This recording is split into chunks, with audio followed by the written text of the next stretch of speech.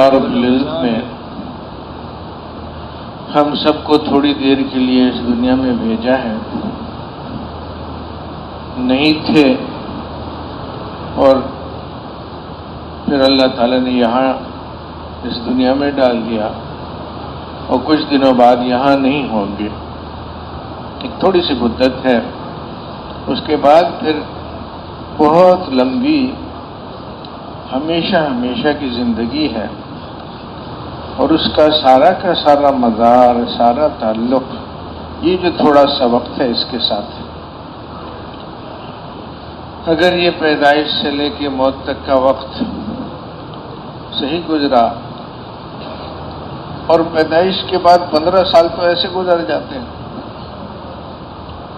تھوڑا سا وقت ہے، اگر یہ صحیح گزر گیا تو اللہ رب العزت ہمیشہ ہمیشہ کے لیے کامیابیاں نصیب فرمائے گا. اللہ رب العزت سب کچھ بنانے والا، سب کو چلانے والا. اس تھوڑی سی دنیا میں ہم دیکھتے ہیں کہ اللہ رب العزت کیا کچھ اور کیسے اس کی کیا کچھ نہیں کر رہا، کیسے کیسے کر رہا ہے.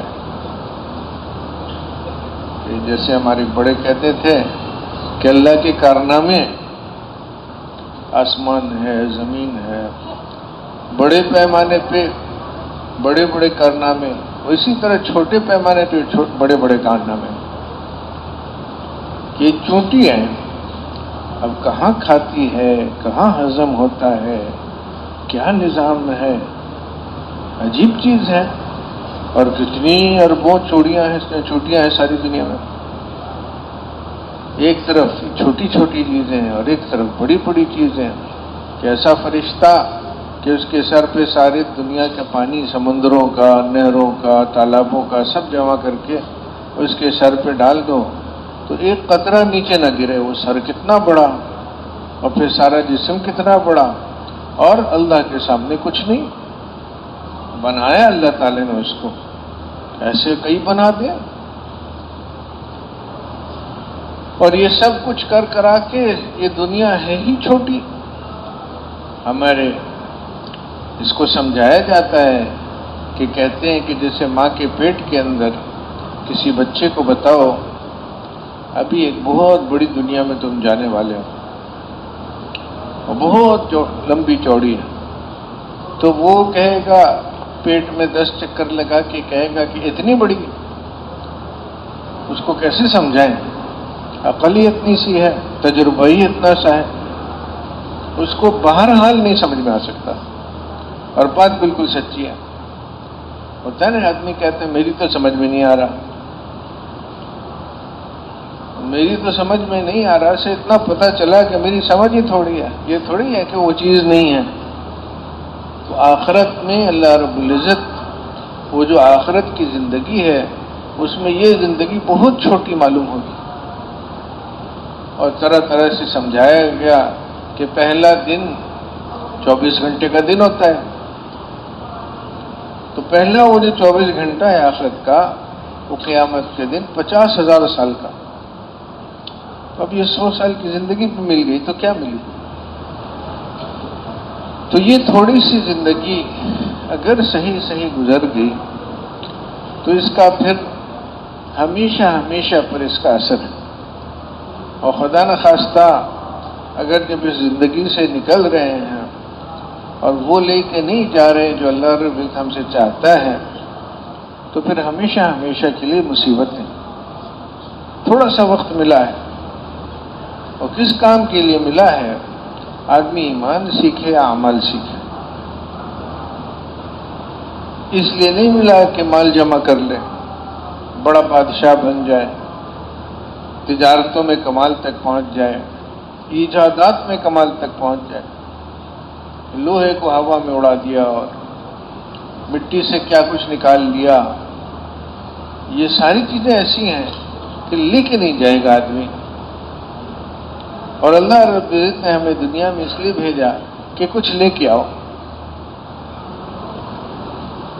بتاتے ہیں کہ ایک آدمی کو اللہ رب العزت کھڑا کریں گے، اپنی نعمتوں کا اسے بتائیں گے اور پھر اللہ رب العزت پوچھیں گے کہ اس سب میں تم نے کیا کیا؟ تو وہ کہے گا اللہ تو نے واقعی بہت کچھ دیا تھا، بہت مال دیا تھا، اور پھر میں نے اس میں خوب محنت کی اور اس مال کو میں نے بہت بڑھا دیا، بہت بڑھا دیا،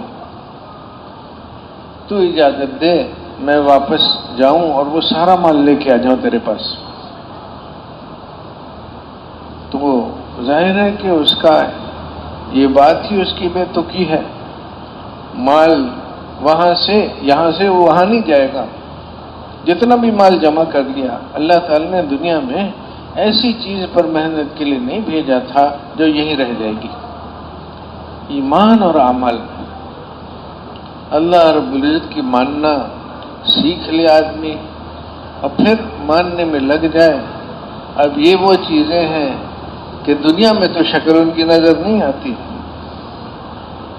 آخرت میں یہ ساری چیزیں نظر آئیں گی، اعمال تولے جائیں گے۔ ایک چیز نظر ہی نہیں آتی، وہ تولی جائے گی، اور اس کے لیے اللہ رب العزت نے اس محنت کے لیے دنیا میں مددیں بھی ڈال دی کہ تم اچھے کام کرو، مجھے راضی کرنے کے کاموں میں لگو، تو دنیا میں بھی اللہ تعالیٰ چین، سکون، راحت، عزت، محبت دنیا میں بھی دے دے گا، لیکن یہ بدلہ نہیں ہے، بدلہ تو وہاں ملے گا۔ اور یہاں تو عمل کرنے والوں کو ان کی تربیت کے لیے، ان کی مصلحت کے لیے یہ ساری دنیا کی چیزیں کبھی اللہ لیتا بھی ہے، کبھی دیتا بھی ہے، کبھی لے بھی لیتا ہے، کبھی بڑی بڑی مشقتوں میں ڈالتا ہے، کیونکہ اس دنیا کا کوئی حال مقصود نہیں ہے، مقصود تو آخرت کے حالات ہیں۔ اور بلکہ ہم آدمی کو تو شوق ہوتا ہے کہ دنیا کے حالات میرے بڑے اچھے ہو جائیں، یہاں مشقت نہ آئے، دعائیں بھی کرتا ہے، دعائیں کرواتا ہے،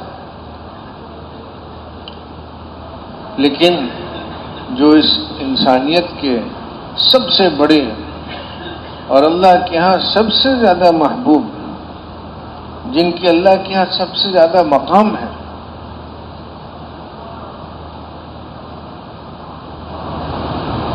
ان کو سب سے زیادہ مشقتیں ملتی ہیں دنیا میں،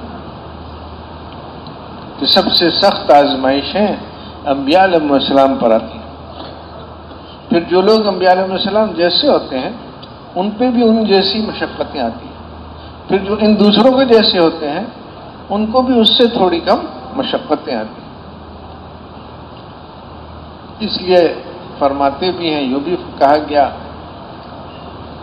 کہ یہ جو اللہ کے راستے کی مشقتیں ہیں، دین کی محنت کرتے کرتے سخت حالات آتے ہیں، یہ تو اس راستے کے تحفے ہیں۔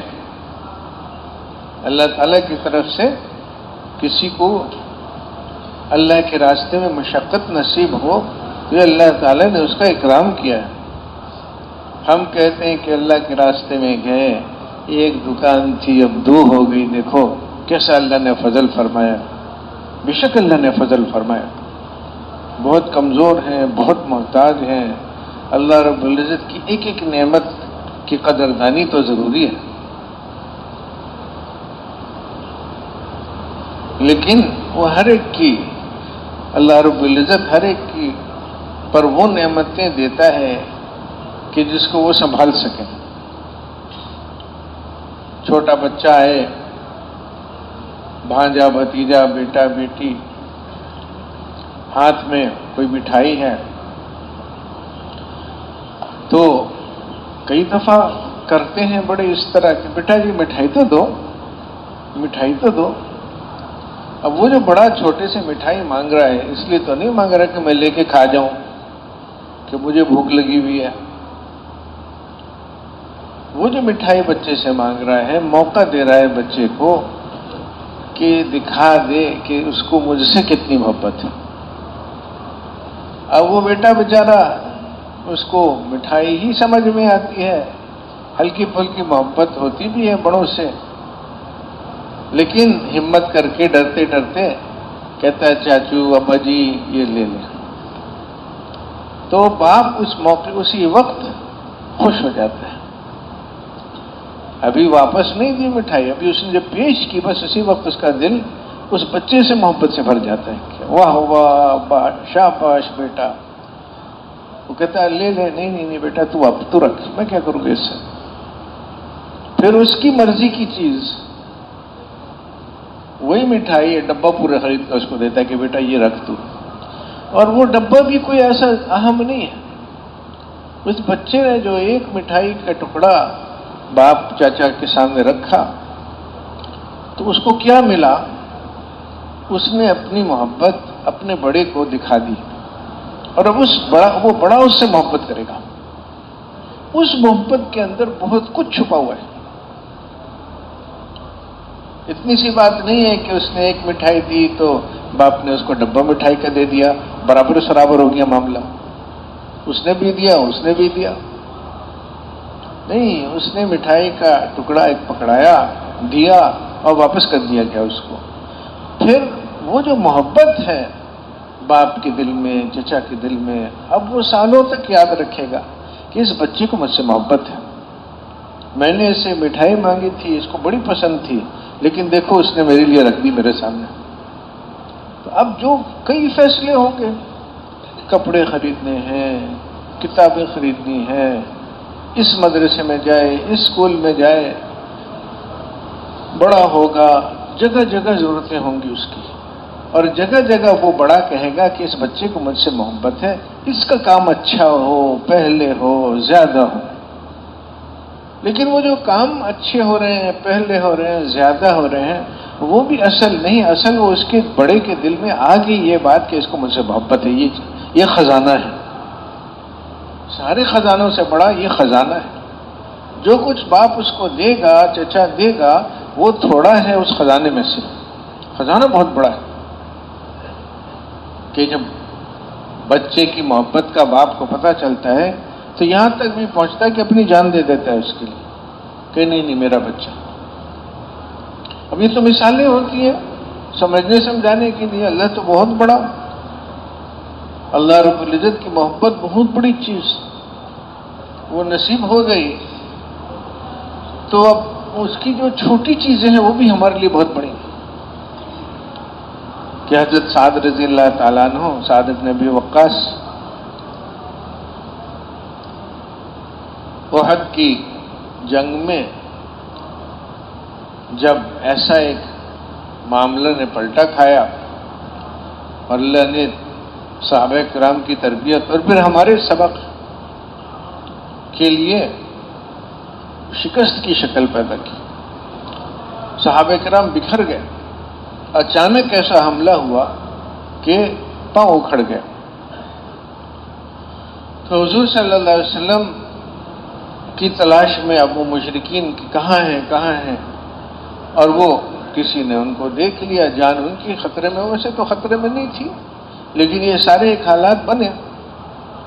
تو اس میں حضرت سعد رضی اللہ تعالیٰ عنہ نے جب حضور صلی اللہ علیہ وسلم اکیلے ہو گئے تھے ایسے دفاع کی، انہوں نے 2-3 صحابہ تھے کہ اپنے چہرے سے ان کی تیروں کے تیر اپنے چہرے پہ لینے کے لیے آگے کیا کہ حضور صلی اللہ علیہ وسلم کو کوئی تیر نہ لگے، میرے چہرے پہ بھی لگ جائے کوئی بات نہیں۔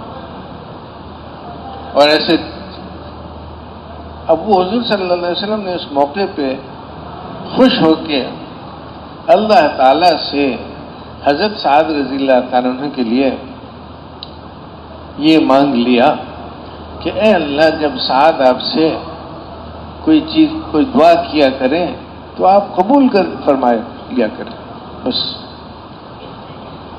اب یہ اللہ رب العزت نے اپنے خزانوں میں سے، خزانے تو بہت بڑے، اور اس خزانے میں سے ایک چھوٹی سی چیز یہ، لیکن ہمارے لیے کتنی بڑی کہ ایک آدمی ایسا ہو گیا کہ جب ہاتھ اٹھاتا ہے اللہ سے مانگتا ہے، حضور صلی اللہ علیہ وسلم نے اس کے لیے مانگا ہوا ہے کہ اللہ اس کی مان لیا کر، یہ تجھ سے مانگے، منت سماجت کرے تو جو مانگ رہا ہے دے دیا کر۔ اب میرے بھائیو دوستو، اللہ رب العزت کی رضا کے اندر ایسی ایسی چیزیں چھپی ہوئی۔ دنیا میں آدمی محنت کرتا ہے اور کوئی ایسا ہوتا نہیں کہ قربانی نہ آئے۔ آدمی تجارت کرتا ہے، تجارت میں اس کو قربانی دینی ہوتی ہے۔ شروع میں کچھ مال لگاتا ہے، پھر کماتا ہے۔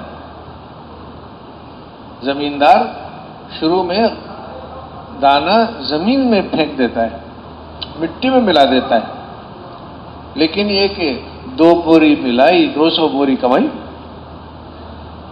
تو وہ جو مٹی میں ملاتا ہے اس کو نہیں سمجھتا کہ یہ ضائع ہوا۔ جو کام نہیں جانتا وہ کہے گا کہ ارے بھائی کیا کر رہے ہو، یہ جو گیہوں تم اس کو پیس لو، آٹا بنا لو، وہ 20-50 روٹی نکل آئے گی اس میں سے، تم نے اس کو مٹی میں ملا دیا۔ تو وہ جو زمیندار ہے جب اس کو یہ بات کوئی کہے گا تو وہ مسکرائے گا کہ معلوم ہوتا ہے شہری بابو کو کچھ پتہ نہیں ہے، اور وہ ناراض بھی نہیں ہوگا، محسوس بھی نہیں کرے گا، بس کہے گا بیچارے کو خبر ہی نہیں ہے کہ یہ کیا ہونے والا ہے یہاں پہ۔ اسی طرح سے میرے بھائی دوستو، انبیاء علیہ السلام بڑی بڑی مشقتیں اٹھاتے ہیں، لیکن جو ان کو دیکھ کے حیران ہوتے ہیں کہ یہ کیا کر رہے ہیں، اور لوگ روکتے بھی ہیں ان کو کہ یہ کیا کر رہے ہو، وہ کہتے ہیں نادان ہیں، ان کو پتہ نہیں۔ حضرت میرے ذہن میں یاد آتا ہے کہ حضرت عمار ابن یاسر تھے رضی اللہ عنہ، اور وہ بتاتے ہیں کہ ہم غلام تھے مکہ مکرمہ میں، اور مکہ کے مشرک مسلمانوں کو تکلیف دے دے کے دین سے ہٹانے کی کوشش، ایک دور اس کا تھا کہ غلام ہے میرے ہاتھ میں ہے، میں اس کو اتنی تکلیف دوں کہ یہ جو کہہ رہا ہے کہ میں محمد صلی اللہ علیہ وسلم کے پیچھے چلوں گا، وہ نبی ہیں، یہ اس سے ہٹے پیچھے۔ بتوں کی پوجا ہم بھی کرتے تھے، یہ بھی کرتا تھا، تو یہ کیوں چھوڑ رہا ہے ہمارے دین کو، اس کی کیا جرت، یہ ہے کون؟ تو اب وہ پٹائی بھی کریں، آگ کے انگاروں پہ لٹائیں، وہ آگ بجھ جائے ان کی پیپ اور خون اور چربی سے، کوڑے لگائیں، گرم ریت پہ لٹا دیں، بچوں کے حوالے کر دیں کہ اس کو گلیوں میں گھسیٹو، بہت کچھ ہوا۔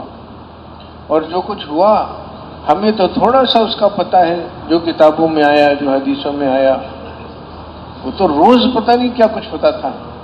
اور پھر 1 سال، 1 ہفتہ، 1 مہینہ، 1 سال، کئی سال ایک آدمی کے پیچھے پڑ گئے لوگ کہ اس کو کسی طرح سے دین سے ہٹاؤ، تو جو کر سکتے تھے کیا۔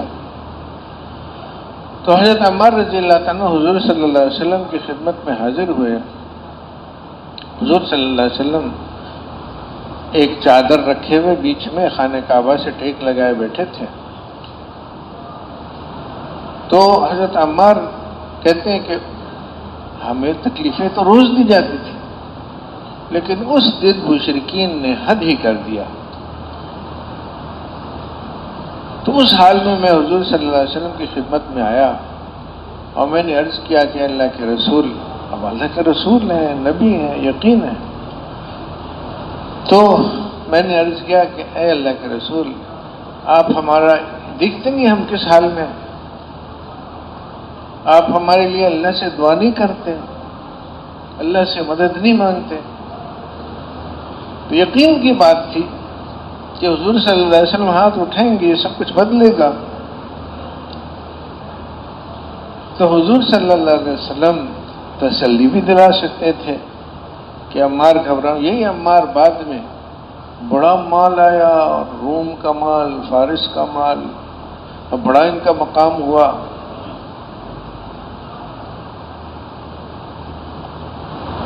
تو بتا سکتے تھے کہ عمار گھبراؤ نہیں، یہ دین ایسا ہوگا اور ایسے لوگ اس پہ چلیں گے، ہزاروں سال تک کامیابیاں ہیں۔ تو ان کو بتاتے کہ کچھ دن کا صبر ہے، جمے رہو۔ ایسا نہیں کیا حضور صلی اللہ علیہ وسلم،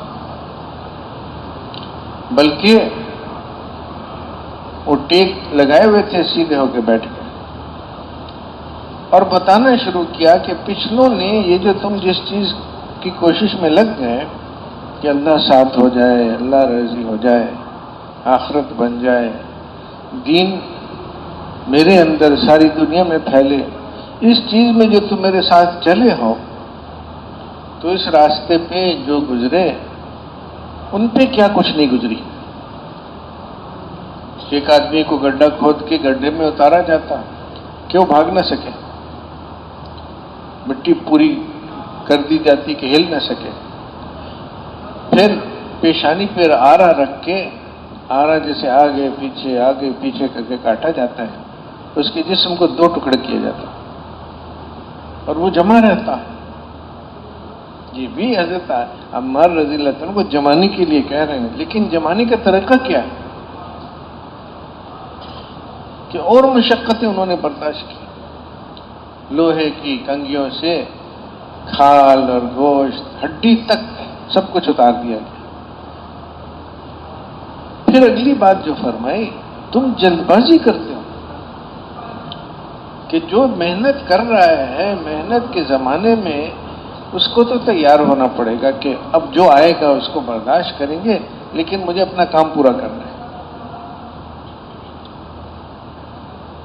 گرمی کے موسم میں زمینداروں کو دیکھیے، اگر بجائی کا وقت ہے، ہل چلانے کا وقت ہے، تیز دھوپ ہے، سر پہ کپڑا ایک رومال باندھ لیتے ہیں، اور وہ اب تو ٹریکٹر ہے، ورنہ پہلے تو اور مشقت تھی کہ جانور کے پیچھے ہل باندھ کے اب وہ اس کو آگے پیچھے صبح سویرے نکلتے ہیں کہ کچھ کام تو ٹھنڈے وقت میں ہو جائے، اور پھر دھوپ سر پہ چڑھتی ہے اور وہ لگے ہوئے ادھر پسینہ چل رہا ہے، ادھر مٹی اڑ رہی ہے، اور کہتے ہیں کہ اتنا ہل چلایا کہ مٹی بن گئے پورا اوپر سے نیچے تک، اور پریشان بھی نہیں ہوتے ہیں، بلکہ اندر تھوڑا سا فخر ہوتا ہے کہ میں نے آج اتنی محنت کی۔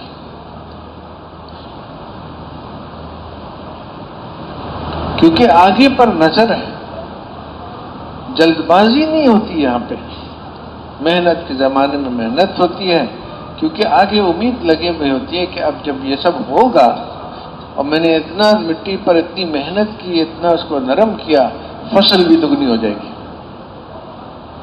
تو محنت کو نہیں دیکھ رہا ہوتا ہے، وہ آگے جو امیدیں باندھی ہوتی ہیں وہ سامنے ہوتی ہیں، ان امیدوں پہ محنت کرتا چلا جاتا ہے۔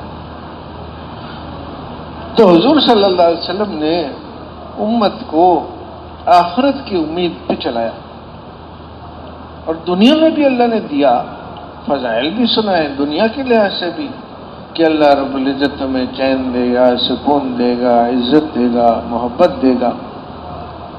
ایمان والوں کے لیے اللہ تعالیٰ کی طرح کی دنیا کے بھی وعدے ہیں، لیکن وہ وعدے ایسے ہیں کہ جیسے اس بچے نے ایک مٹھائی دی تو ڈبہ مل گیا مٹھائی کا، ابتدا ہے۔ بلکہ ہمارے حضرات کا ایک جملہ ہے، کہتے تھے کہ مدد آتی ہے تسلی کے لیے، کہ ایک آدمی چل رہا ہے اور جس چیز کے لیے وہ محنت کر رہا ہے وہ اتنی بڑی کہ اس کی کوئی قربانی اس انعام کے لیے، اس بدلے کے لیے کچھ نہیں ہے اس کے سامنے، کہ ایک سبحان اللہ زیادہ کہہ دیا ایک آدمی نے تو جنت میں ایک درجہ اس کا اوپر ہو گیا، اور اوپر والا جنتی اور نیچے والے جنتی میں اتنا فرق، ایک درجے کا فرق۔ نیچے والے جنتی کہتے ہیں یہ کون سی عجیب ایک خوشبو آئی، تو فرشتے بتاتے ہیں کہ جو تم اوپر کی جنت والا ہے نا، اس نے ایک کروٹ بدلی ہے تو اس سے یہ خوشبو آئی ہے۔ تو اس نے مجھ سے بہت زیادہ عمل کیا، کیا عمل، کتنے عمل، کیا عمل کیا اس نے، ایک دفعہ سبحان اللہ زیادہ کہا، اور وہ کیا ایک سبحان اللہ اور کیا ایک جنت کا درجہ، مقابلہ ہی نہیں۔ تو مشقتیں آدمی ایک اٹھا رہا ہے لیکن وہ اندازہ ہی نہیں اس کو، تو تھک جاتا ہے۔ حالانکہ اگر تھوڑا سا بھی خیال ہوتا ہے کہ ملنے کیا ہے، ملنے کو کیا ہے، تو وہ تھکنے کا کوئی مسئلہ نہیں ہے، لیکن وہ چیز ہٹتی ہے، کمزور پڑتی ہے، تو اللہ تعالیٰ بھی اس کی مدد کے لیے، تسلی کے لیے کچھ تھوڑا سا اس کو دنیا میں بھی دکھا دیتا ہے، دے دیتا ہے۔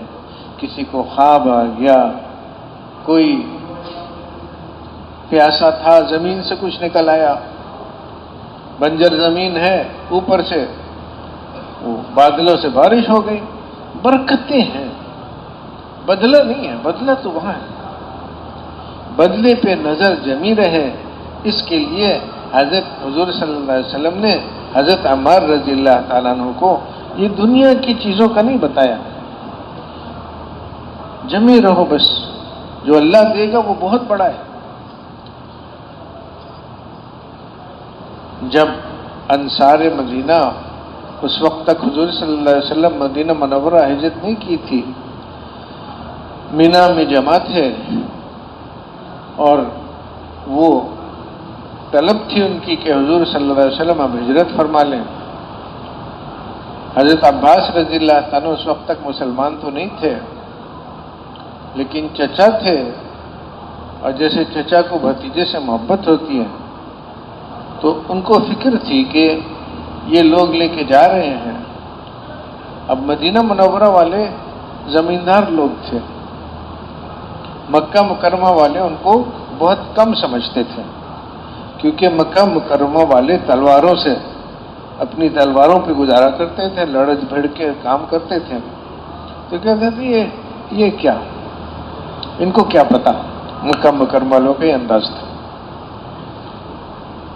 تو انہوں نے مدینہ منورہ والوں کو کہا کہ دیکھو، اگر تم میرے بھتیجے کو لے جاؤ گے تو یہ جان لو کہ سارے عرب تم پر پل پڑیں گے، پیچھے پڑ جائیں گے، اپنی تلواریں، اپنے نیزے، سب کا رخ تمہاری طرف ہوگا۔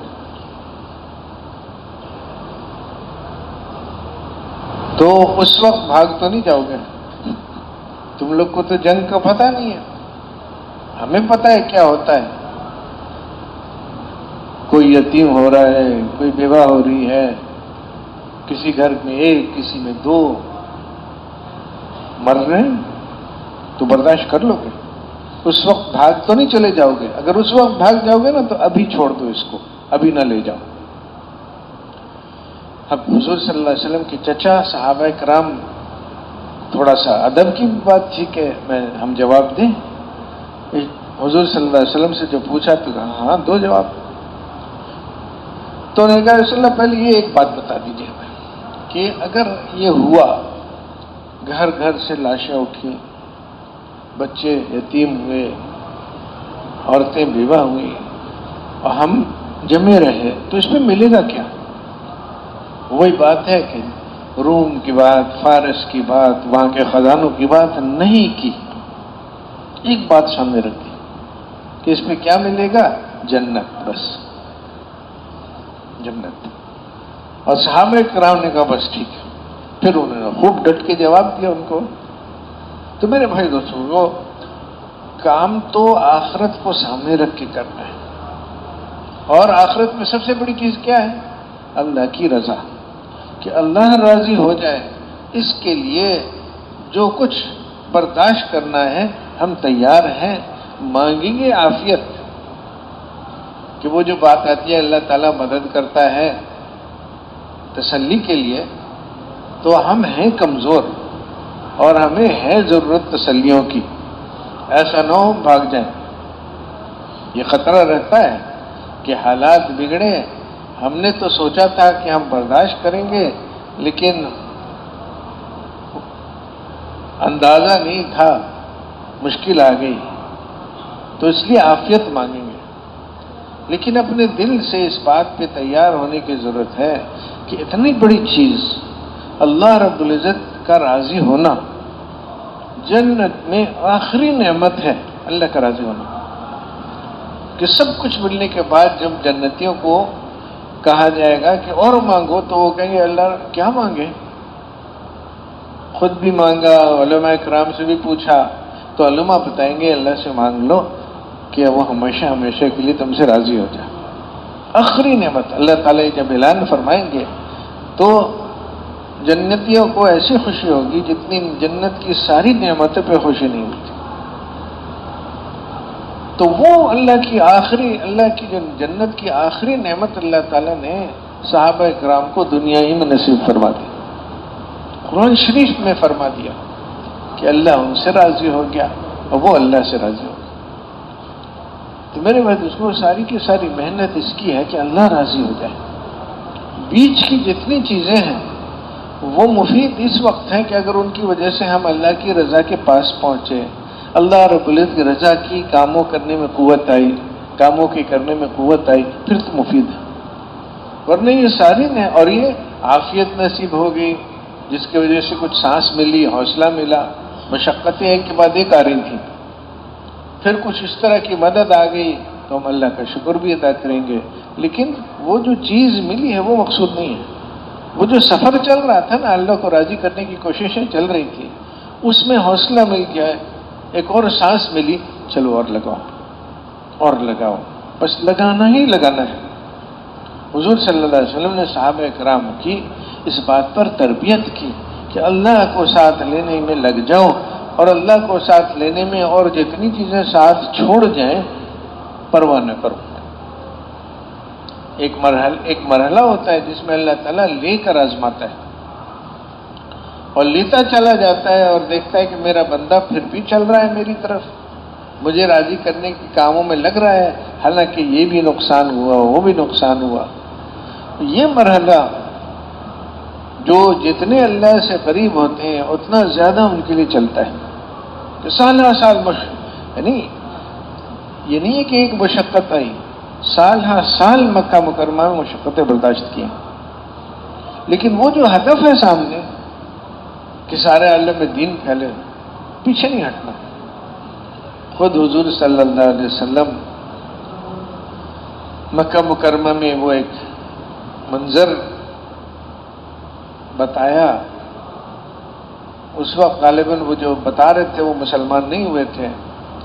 کہتے ہیں کہ ایک آدمی کھڑا ہوا، دعوت دے رہے تھے حضور صلی اللہ علیہ وسلم، اور صبح سے دوپہر ہو گئی اور کوئی سن ہی نہیں رہا ہے. اور نہ سننے یہ ایک بات ہے، وہ کوئی مٹی پھینک رہا ہے حضور صلی اللہ علیہ وسلم پر، اور آگے بھی بہت غلط کام کر رہے ہیں. تو چہرہ مبارک، جسم مبارک گرد آلود. تو وہ حضرت زینب رضی اللہ تعالیٰ عنہ آئی، حال دیکھ کے روتے روتے پانی سے چہرے کو صاف کرنے لگی. اب حضور صلی اللہ علیہ وسلم کو حضرت زینب کی فکر لگی کہ بیٹی کیوں کو پریشان ہوتی ہے، یقین جان تیرے باپ کا یہ دین ہر کچے پکے گھر میں داخل ہو کرے. یعنی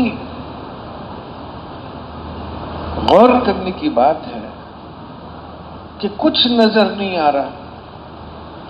کوئی لوگ سننے لگے ہیں، کوئی لوگ پیچھے چل رہے ہوں، نہیں، لوگ تکلیف دینے ہی میں لگے ہوئے. لیکن حضور صلی اللہ علیہ وسلم کا عزم کہ اے بیٹی میری، تیرے باپ کا دین ہر کچے پکے گھر میں داخل ہوگا. محنت اس لیے ہو رہی ہے، مکہ مکرمہ والے ہی نہیں سن رہے ہیں.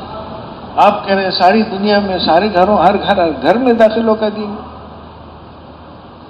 میرے بھائیو دوستو، یہ اللہ تعالیٰ کو سامنے رکھ کے جو چلنا سیکھتا ہے وہی ایسا عزم کر سکتا ہے. اس لیے ہمارے حضرات کی بات ہے، فرماتے تھے کہ دین کے ہر کام کا مقصد یہ ہے کہ اللہ تعالیٰ کے قوت دعا بڑھے، قوت دعا کو بڑھانا. اللہ سے مانگنے میں ہم کمزور ہیں، بہت ضعیف ہیں. زیادہ سے زیادہ ہمت کر کے مانگتے ہیں اللہ تعالیٰ سے. تو جیسے ہمارے اس محنت میں ہوتا ہے ہمارے ساتھ کہ بستی میں گئے، اب حوصلہ کر کے مانگا تو کہ بس ایک سروزے کی جماعت ہو جائے. وہ مسجد میں آنے نہیں دے رہے ہیں، ہم کہتے ہیں چلو ایک سوریزے کی جماعت ہی مل. لوگ چلو ہاں ہاں ہی کرنے لگے، بڑے قریب آئے لوگ بہت قریب آئے۔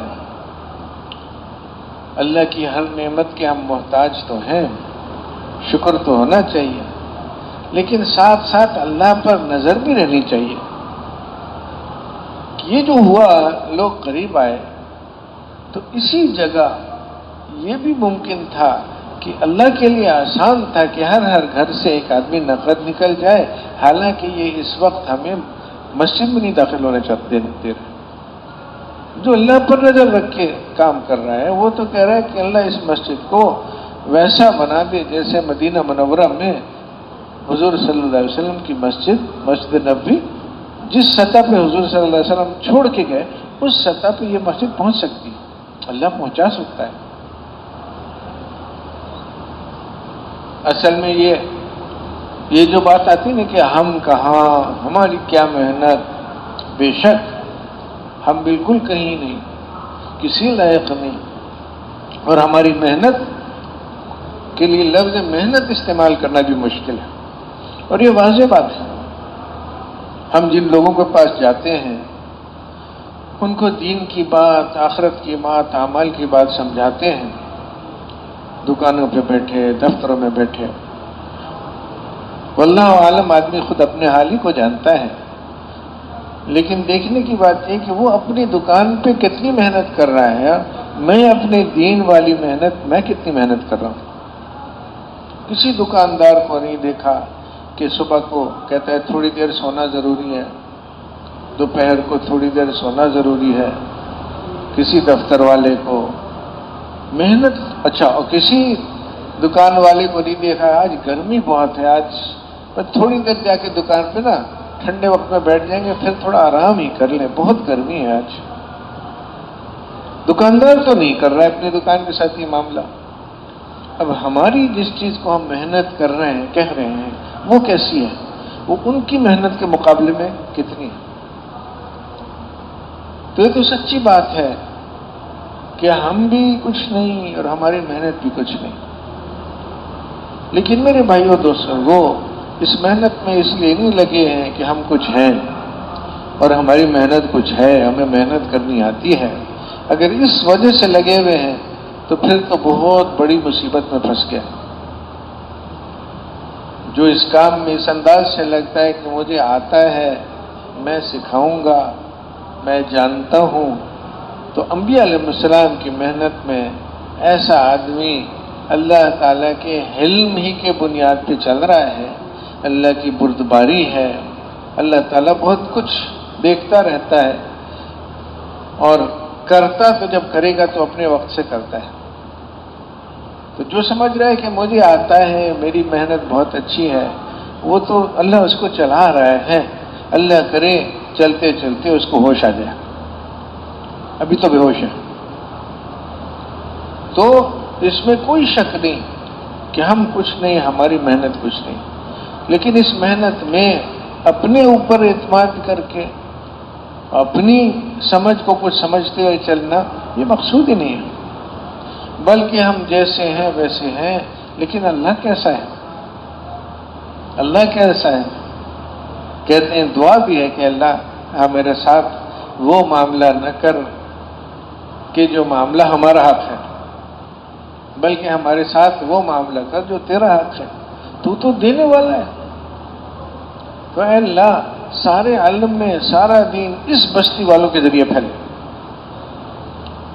گھر گھر یہاں ویسا بن جائے جیسے حضور صلی اللہ علیہ وسلم کی مبارک بستی مدینہ منورہ میں جیسا گھر گھر ہوتا تھا ویسا یہاں گھر گھر ہو جائے، کہ ہر گھر والے کی ایک تمنا تھی، طلب تھی کہ میرا سب کچھ لگ جائے، اور حضور صلی اللہ علیہ وسلم کی جو فکر ہے، اور جس پریشانی میں ساری رات جاگتے ہیں، سارا دن پھرتے ہیں، اس میں میری وجہ سے تھوڑی سی تخفیف ہو جائے، تھوڑا ان کا بوجھ ہلکا ہو، میری جان چلی جائے، میرا مال لٹ جائے، کوئی بات نہیں، حضور صلی اللہ علیہ وسلم کو کچھ راحت تو ملے۔ گھر گھر کا یہ حال تھا، تو اللہ اس بستی کے گھر گھر کو ایسا بنا تھا، اور اس لیے نہیں کہ ہم کچھ کر سکتے ہیں، اس لیے کہ تو اس لائق ہے، تیرا تو ایسے بڑے بڑے کام تو نے کیے، کسی نے کچھ مانگا تھوڑی، میرے ساتھ جو زندگی گزر گئی कैसे कैसे अल्लाह ताला ने घड़ी घड़ी मेरे लिए, ये सांस ही मेरी जो चल रही है, कभी अल्लाह से मांगा कि अल्लाह ये भी सांस ठीक ठीक आए, ये भी सांस ठीक ठीक जाए, कभी नहीं मांगा। सुबह से शाम तक अल्लाह ताला नेमतों में हमें डुबाए हुआ है, और कुछ अपने फैसले से ये सारी चीजें दे रहा है, उसमें हमारा मांगना क्या। तो जैसे अल्लाह ताला की वो बड़ी बड़ी नेमतें हैं, अल्लाह ताला ये भी नेमत नसीब फरमा दे, और हम तो मांग भी रहे अल्लाह दे दे। तो मेरे भाइयों दोस्तों, अल्लाह ताला के काम में अल्लाह को सामने रख के चलना, ये सबसे बड़ी चीज है जो सीखने की जरूरत है। और इसी के साथ अब बाकी सारी चीजें जुड़ी हुई हैं कि अल्लाह कैसा है, उसके करने से होता है, उसी के करने से होता है। मेरी सोच, मेरी समझ, मेरी मेहनत कुछ नहीं। और फिर यहां जितने हैं, इनका न समझना, इनका अड़ना, ये भी कुछ नहीं। न मैं कुछ है न ये कुछ है, जो होगा वो तेरे फैसले से। कि हजरत उमर रज़ियल्लाहु ताला अन्हु के साथी थे, दोस्त थे जमाने जाहिलियत के, वो कहते थे कि खत्ताब का गधा तो मुसलमान हो सकता है, खत्ताब का बेटा उमर ये नहीं मुसलमान होता। यानी इतना उसको भरोसा था। ये उमर रज़ियल्लाहु अन्हु का जाहिलियत के ज़माने में अपनी बात पर अड़ने पर ऐसा उसको भरोसा था कि ये तो कभी नहीं मुसलमान हो सकता। ऐसे ही थे वो। लेकिन मेरे भाई दोस्तों, अल्लाह ताला को ये जो जाहिलियत वाले उमर है, इनकी कोई परवाह नहीं। कच्चे हैं, पक्के हैं, इनके कच्चे होने पे, पक्के होने पे अल्लाह ताला की तरफ से फैसले नहीं आएंगे। फैसले तो उन लोगों के अमल पर, उनकी दुआओं पर, उनकी मुजाहदों पर आएगा जो इन पर मेहनत कर रहे हैं। इसलिए हुजूर सल्लल्लाहु अलैहि वसल्लम, यानी जैसे अपने बच्चे से मोहब्बत होती है, हुजूर सल्लल्लाहु अलैहि वसल्लम के अपने सहाबाए किराम से एक एक से कई गुना ज्यादा मोहब्बत थी जितनी माँ को बच्चे से होती है। तो अब एक एक सहाबी पे जो गुजर रहा है, तो सहाबी पे तो गुजर ही रहा है, हुजूर सल्लल्लाहु अलैहि वसल्लम के दिल पे भी उसका असर है, वो भी परेशान। अब इस परेशानी में एक मौके पे अल्लाह से दुआ की कि अल्लाह, ये दो उमर हैं, आमिर इब्न हिशाम अबू जहल और अमर अल खत्ताब, इनमें से जो तुझे ज्यादा पसंद है, दोनों ही मुशरिक, लेकिन इन दोनों में से कोई एक होगा जिससे तुझे ज्यादा पसंद है, उसको तू हिदायत दे के मुसलमानों का हाथ मजबूत कर, कि जो हमारे कमजोर लोग पिट रहे हैं, कुछ तो इनके लिए वो जो हजरत अम्मार रज़ियल्लाहु ताला ने मांगा था, वो हुजूर सल्लल्लाहु अलैहि वसल्लम तो मांगते ही थे। तो यहां मांगा कि अल्लाह कुछ, तो इस मौके पे अल्लाह ताला ने, अब इधर दुआ हुई, उधर सुबह अल्लाह ताला ने निजाम अल्लाह का चला कि वो हजरत उमर रज़ियल्लाहु ताला निकले कि मैं हुजूर सल्लल्लाहु अलैहि वसल्लम को नऊज़ुबिल्लाह शहीद करूंगा। अब रास्ते में एक आदमी मिला कि कहाँ जा रहे हो? मैं इस काम के लिए जा रहा हूँ। अरे अपनी घर की भी तो खबर लो, तेरी अपनी बहन मुसलमान हो गई है। अब वो रुख बदला कि अच्छा, पहले तो मैं इस मसले को हल करूंगा। तो तलवार लेके आए, और अल्लाह की शान, वो उनकी बहन और उनका बहनोई कुरान शरीफ पढ़ रहे थे, और गालिबन हजरत खबाब रज़ियल्लाहु अन्हु पढ़ा रहे थे। अब हजरत उमर आए तो हजरत खबाब छुप गए, बहन बहनोई बैठे हुए। तो वो वाक़या आपने देखा है फ़ज़ाइल अमाल में।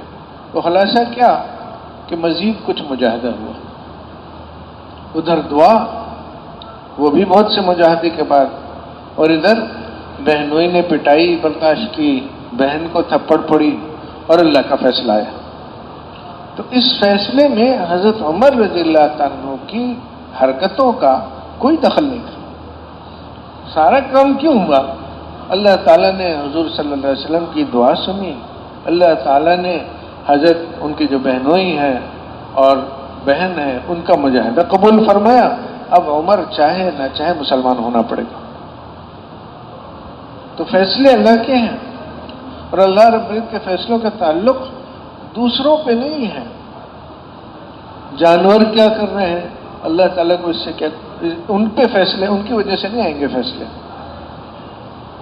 اور اللہ کے منکر کیا کر رہے ہیں فیصلوں کا ان سے بھی نہیں تعلق.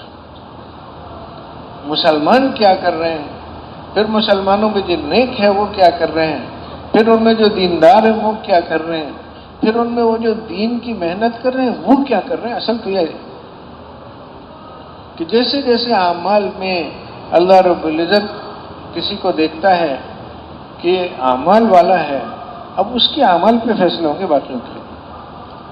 جانوروں کے لیے بارشیں ہوں گی وقت پہ اور طرح طرح سے سہولتیں جانوروں کے لیے کیوں ہوں گی؟ کیونکہ یہ جو اوپر والے ہیں یہ اللہ کو راضی کرنے والے کے اعمال میں لگ گئے.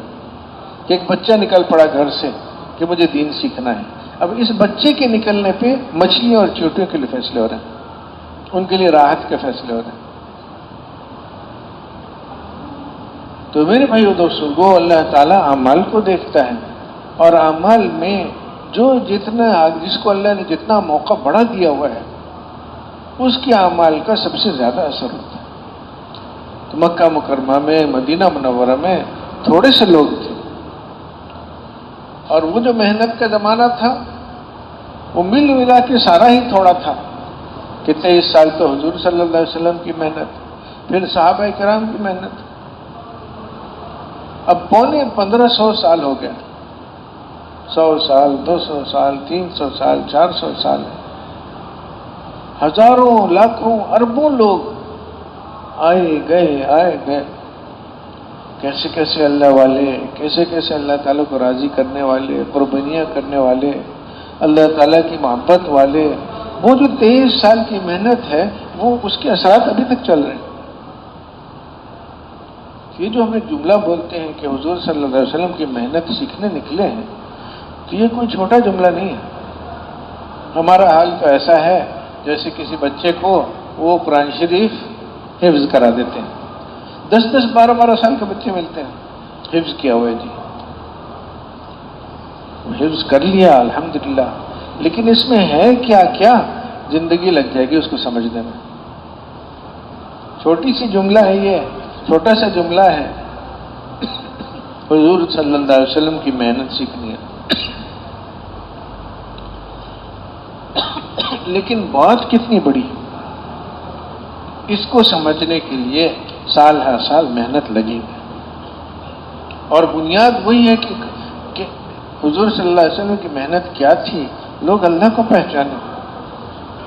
کہ مخلوق چاروں طرف نظر آ رہی ہے، لیکن یہ مخلوق خود کچھ نہیں ہے، اللہ تعالیٰ کے استعمال ہونے سے استعمال ہو رہی ہے. ڈنڈا لے کے کسی جانور کو ماروں تو جانور کو اتنی عقل ہے کہ یہ ڈنڈا نہیں مار رہا مجھے، یہ ایک آدمی ہے اس ڈنڈے کو استعمال کر رہا ہے مجھے مارنے کے لیے. تو ڈنڈے کا مسئلہ نہیں ہے، وہ پیچھے جو آدمی ہے اس کا مسئلہ ہے. جو چیز استعمال ہو رہی ہے اس کی خود کوئی حیثیت نہیں ہے، استعمال کرنے والا اس چیز کو کیسے استعمال فرما رہا ہے مسئلہ اس کا ہے. وہ راضی ہے تو یہ ساری چیزیں میرے لیے خیر کے لیے استعمال ہوگی. کہ صحابہ کرام کو ایک شیر راستہ دکھا رہا ہے جنگل میں، راستہ کھو گیا، راستہ گم ہو گیا، تو شیر سے کہا کہ ہم حضور صلی اللہ علیہ وسلم کے امتی ہیں اور ہم ایسے آئے ہیں، راستہ گم ہو گیا. اب شیر ان کو راستہ دکھاتے جا رہے ہیں. وہ شیر جس سے آدمی کی جان جاتی ہے وہ اللہ تعالیٰ نے اس کو تابع کر دیا. پانی جو ڈبوتا ہے اللہ تعالیٰ نے اس کی دیواریں بنا کے کھڑی کر دی کہ موسیٰ علیہ السلام اپنی قوم کو لے کے گزر جائیے. وہی پانی موسیٰ علیہ السلام کے لیے اللہ تعالیٰ نے نجات کا سبب بنایا، اور وہی پانی فرعون اور اس کی قوم کے لیے ہلاکت کا سبب بنا دیا. پانی پانی ہے، لیکن استعمال کرنے والے کی نیت پانی کے ساتھ ان کے لیے یہ ہے اور ان کے لیے یہ ہے. تو اللہ تعالیٰ ہر چیز جو دنیا میں ہے، مال ہے، اسباب ہیں، اپنی مرضی سے استعمال فرماتا ہے. اللہ تعالیٰ پابند نہیں ہے کہ پانی سے ڈبانا ہی ڈبانا ہے، پانی کے ذریعے سے بچا سکتا ہے. اور ڈبونے کے لیے پانی کا بھی محتاج نہیں ہے کہ قارون کو زمین میں ڈبو دیا، ڈوب گیا۔ تو اللہ تعالیٰ اپنے کرنے میں اپنی کسی مخلوق کا محتاج نہیں ہے، اور ہر مخلوق اللہ رب العزت کی محتاج ہے۔ اس سے کیا اثر آتا ہے؟ اللہ کے حکم سے آتا ہے کہ ایک فرشتہ ہے حلق پر بیٹھا ہے، جو لقمہ آدمی اپنے حلق سے نیچے لیتا ہے تو وہ فرشتہ اللہ تعالیٰ کی طرف دیکھتا ہے کہ اللہ اس لقمے کو صحت بناؤں یا بیماری بناؤں۔ اور ہم تو لقمے دیکھ رہے ہیں۔ ماں کہتی ہے بیٹا ایک اور لقمہ کھا لے، ایک اور لقمہ کھا لے۔ حالانکہ فکر کی بات یہ ہے کہ وہ جو لقمہ کھا رہا ہے فرشتہ کیا کہہ رہا ہے، بلکہ فرشتے کے کہنے پہ اللہ کا کیا جواب آ رہا ہے۔ مسئلہ اس کا ہے کہ اللہ تعالیٰ کی طرف سے صحت کا فیصلہ ہو گیا اس لقمے کے لیے، بہت اچھی بات ہے۔ اور بیماری کا ہو گیا، بیٹا لقمہ نہ کھاؤ خدا کے واسطے، اگر پتہ چل جائے ارے لقمہ نہ کھاؤ یہ تو بیماری ہے۔ آدمی سمجھتا ہے کہ بس صحت ہی صحت ہے، نہیں، اللہ کا فیصلہ ہے، بیماری کا بھی ہو سکتا ہے، صحت کا بھی ہو سکتا ہے۔ مال آیا میرے پاس، اللہ رب العزت چاہے تو اس مال سے میری زندگی بنائے، اللہ چاہے تو اس مال سے میری زندگی بگاڑ دے۔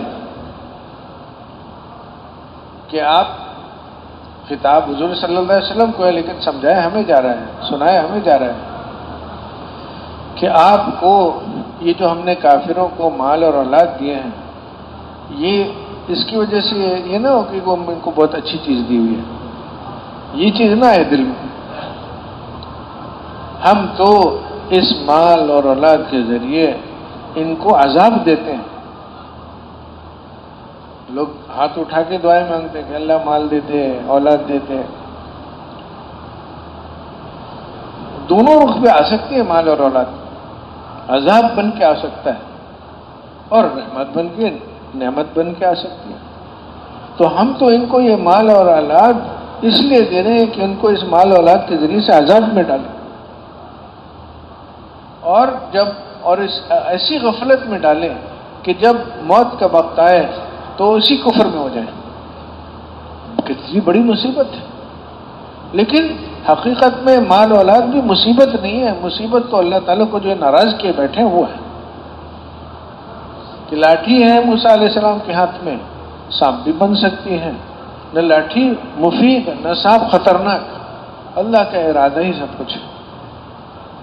اب یہ بنیاد ہے میرے بھائی دوستو، اس بنیاد کے اوپر سارا دین قائم ہے۔ اب اس کے بعد اللہ تعالیٰ نے شکلیں دی ہیں، اللہ کو راضی کرنے کی شکلیں ہیں، اس میں کوشش کر لو، اگر اللہ کو راضی کرنا ہے تو اس میں زور لگاؤ۔ ہمارے یہاں بھی لفظ بولتے ہیں تشکیل، کہ اللہ کی بات کی، اعمال کی بات کی، آخرت کی بات کی، جذبہ بنا کہ مجھے تو اللہ کو ساتھ لینا ہے، مجھے تو اعمال ویسے بنانے ہیں جیسے صحابہ کرام کے تھے کہ تیر پہ تیر لگی جا رہی ہے، رکو نہیں کر رہے ہیں۔ ارے بھی کیا ہو گیا؟ وہ سورہ کہف پڑھ رہا ہوں، اس کو ختم کروں گا تو رکو کروں گا، جان چلی جائے کوئی بات نہیں۔ اب جذبہ بنا آدمی کا کہ مجھے بھی ایسے نماز سیکھنی ہے۔ آخرت کی فکر پیدا ہوئی کہ دنیا کے حالات کا پتہ چلے تو کچھ نہیں ہے، آخرت میں جیسے یہاں بھوک ہے آخرت میں بھی بھوک ہے، اللہ بچائے اس، جیسے یہاں عزت ہے آخرت میں بھی عزت ہے۔ تو اب جذبہ بنا، اب کہتے ہیں تشکیل کرو، یعنی اس جذبے سے اب کرنا کیا ہے، اس جذبے کی کوئی شکل سامنے لاؤ، اس جذبے کو کیسے پورا کرنا ہے۔ تو یقین کی تشکیل میرے بھائی دوستوں نماز ہے، اور اسی لیے دونوں ساتھ ساتھ فرض ہوئے، ادھر دعوت کا حکم ہوا، ادھر نماز کا حکم ہوا، اور حکم ہوا ساری رات نماز پڑھتے تھے بالکل شروع سے، کہ وہ اللہ تعالیٰ کا حکم آیا اور نماز فرض ہو گئی، قم اللیل الا قلیلا۔ ادھر دعوت کا حکم، قم فانذر، آپ کھڑے ہو جائیے اور لوگوں کو اللہ تعالیٰ کی عذاب سے ڈرائیے، ہوشیار کیجیے۔ تو ادھر دعوت کا حکم، اب دعوت کس چیز کی؟ تشکیل والی بات ہے نا، کہ میں اللہ میرے ساتھ ہو جائے، اور نماز میری ٹھیک ہو جائے اور میری آخرت کی مجھے فکر ہو جائے تو میں کیا کروں؟ تو کیا کروں بتانا پڑے گا، وہ تشکیل ہے۔ تو کیا کرو بھائی؟ نماز پہ محنت کرو کہ اے وہ لوگوں جنہوں نے اللہ کو ویسا مان لیا جیسا وہ ہے، اپنی بات پہ جمے رہنا، واقعی اللہ ہی ہے جو سب کچھ کرتا ہے۔ یہ جو جملہ ہے نا کہ اللہ سے ہوتا ہے، یہ باقی ساری مخلوق سے کاٹ رہا ہے۔ ہمارے بڑوں کی تعبیر ہے کہ جب تم کہو گے نا کہ اللہ ہی سے ہوتا ہے تو تمہاری جیب کے پیسے بول پڑیں گے کہ کیا مطلب ہم سے نہیں ہوتا؟ تمہارے بیوی بچے خاندان قوم کہ ہم سے نہیں ہوتا، ہمارے بغیر تیرا گزارا ہو جائے گا؟ تو یاد رکھنا وہ جو بات تم کہہ رہے ہو وہ ٹھیک وہی ہے، ہاں تمہارے بغیر ہو جائے گا گزارا۔ اللہ ساتھ ہے تو ان ساری چیزوں کی ہمیں ضرورت نہیں ہے۔ نعمتیں ہیں اللہ دے دے اس کا احسان ہے، عافیت سے رکھے اس کا احسان ہے، پیسہ بھی ہو، بیوی بچے بھی ہو، قوم راضی ہو، بہت اچھی چیز ہے۔ لیکن مقابلے کے وقت میں ہم کہیں گے ہمیں ان چیزوں کی ضرورت نہیں ہے، ہمیں تو اللہ چاہیے۔ تو اے وہ لوگوں جنہوں نے اللہ کو ویسا جان لیا جیسا وہ ہے، جب تم اللہ کو ایسا جانو گے تو یہ دوسرے شور مچائیں گے، گھبرانا نہیں، بات وہی ہے کہ اللہ سے ہوتا ہے۔ مدد حاصل کرنا کس چیز سے؟ اپنی بات پر اس سے بھی مدد ملے گی۔ یہ جو سب سے کٹے اور اب اکیلے کھڑے ہیں تو پہلی بات یہ کہ گھبرانا نہیں، اللہ ہے ساتھ، اور اللہ کا ساتھ ہونا ہی اصل ہے۔ لیکن پھر کرو کیا؟ جمو بات پہ اور اللہ سے مانگو، نماز کے ذریعے سے اللہ سے مانگو۔ مدد حاصل کرنا صبر کے ساتھ، نماز کے ساتھ۔ یقین ہوتا ہے مال پر تو آدمی اس میں لگتا ہے کہ اب کرے کیا مال کے لیے؟ تو دکاندار وہ ہے جو کہتا ہے دکان سے مال ملے گا، اب وہ دکان پہ ایسی محنت کرتا ہے کہ رشک آتا ہے، جی چاہتا ہے نمازوں پہ بھی ہم ایسی محنت کرنے والے بنے۔ ادھر یقین ہے مال پہ، محنت ہے دکان پہ، ادھر یقین اللہ پہ تو محنت ہوگی نماز پہ، دونوں ساتھ جڑے ہوئے۔ یہ نہیں کہ پہلے دعوت آئی اور پھر سالوں بعد نماز آئی تو کیا کرتے رہے اتنے دنوں تک؟ وہ ساتھ تشکیل ہے، جذبہ بنا کہ بھئی ہمیں تو اللہ کی طرف رخ کرنا ہے، راستہ کیا ہے؟ نماز ہے۔ اس لیے محنت کے اندر کلمہ اور نماز جڑے ہوئے ہیں بالکل۔ بار بار جہاں آدمی اللہ کی بات کر رہا ہے، اللہ کی بڑائی کی بات کر رہا ہے، محنت کر رہا ہے کہ ہمیں دل میں یہ بات اترے، وہاں جہاں موقع ملا کھڑے ہو گئے اللہ سے مانگنے کے لیے کہ اللہ زبانی تک تو آئیے بات دل میں اتار دے، میرے بھی دل میں اتار دے، ساری بستی والوں کے دل میں اتار دے۔ جب اللہ کے سامنے کھڑے ہوں گے تو اللہ تعالیٰ کے حساب سے اللہ سے مانگ سکتے ہیں کہ اللہ اس بستی کو ساری دنیا کی ہدایت کا سبب بنا۔ اور یہ مانگنا بھی اس یقین کی محنت کا بہت بڑا حصہ ہے۔ عملی طور پہ آدمی کو اندازہ ہوتا ہے کہ نہیں ایمان کی محنت میں کہاں تک پہنچا، کہ وہ اللہ جس کی بات کر رہے تھے، جس کا لوگوں کو سمجھا رہے تھے کہ وہ کتنا بڑا، اسی اللہ کے سامنے کھڑے ہو نا، اب کہاں پہنچ گئے؟ اللہ کے سامنے کھڑے ہیں اور لوگوں کو سمجھائے کہ اللہ سے ہوتا ہے، تو اب اس کے سامنے کھڑے ہو جس سے ہوتا ہے۔ اب ادھر ادھر کیوں دماغ جا رہا ہے؟ ادھر ادھر کیوں ذہن جا رہا ہے؟ اصل میں جو دل میں یقین ہوتا ہے اس یقین کے پیچھے پیچھے دھیان جاتا ہے۔ تو دکاندار جو نماز میں کھڑا دکان کو سوچ رہا ہوتا ہے اور اس کو یہ پریشانی ہوتی ہے کہ امام صاحب اتنی لمبی سورہ کیوں پڑھ رہے ہیں، مختصر نماز پڑھائیں، مجھے تو جانا ہے دکان پہ۔ یہ ہو کیوں رہا ہے؟ یہ اس لیے ہو رہا ہے کہ میں مسلمان ہوں، نماز پڑھتا ہوں، لیکن میرے کام تو دکان پہ بنتے ہیں۔ اب اس کی وجہ سے نماز میں بھی دکان کو سوچ رہا ہے۔ صحابہ کرام نے اپنے ایمان پر ایسی محنت کی، اپنی نمازوں پہ ایسی محنت کی کہ نماز کے اندر جو چیز ہمیں حاصل ہونی چاہیے وہ ان کو دکان پہ بیٹھے بھی حاصل ہوتی تھی۔ جیسے وہ دکاندار اپنی دکان پہ لگے یہاں تک پہنچ گیا کہ نماز میں بھی اس کی دکان ہی ہے، ویسے وہ حضرات اللہ تعالیٰ کی بڑائی اور نماز کو ٹھیک کرنے میں لگے یہاں تک پہنچے کہ دکان پہ بھی بیٹھے ان کو اپنی نماز ہی یاد آ رہی ہے۔ ایسے لوگ ہیں کہ جو تجارتیں کرتے ہیں، خریدتے ہیں، بیچتے ہیں، ایسے کام کہ جن کی شکل وہی ہے کہ وہ کھینچے گی اپنی طرف، لیکن یہ اتنے پکے ہو گئے کہ وہاں بھی بیٹھے ان کو خوف اس کا نہیں ہے کہ مال نہیں بکے گا، ان کو خوف اس دن کا ہے کہ جس دن دل اور آنکھیں الٹ پلٹ ہو جائیں گی، اس دن میرا کیا بنے گا۔ یہاں بھی دکان پہ بیٹھے دکان کے تقاضوں پہ نہیں چل رہے ہیں کہ میری دکان مجھ سے یہ کہتی ہے، میری دکان کا مطالبہ ہے کہ گاہک بہت آ گئے، کوئی بات نہیں، اپنی نماز پڑھ لینا، مسجد میں نماز کو ضروری ہے کہ تکبیر اولیٰ کے ساتھ پڑھو، اب وہ مطالبہ کر رہی ہے۔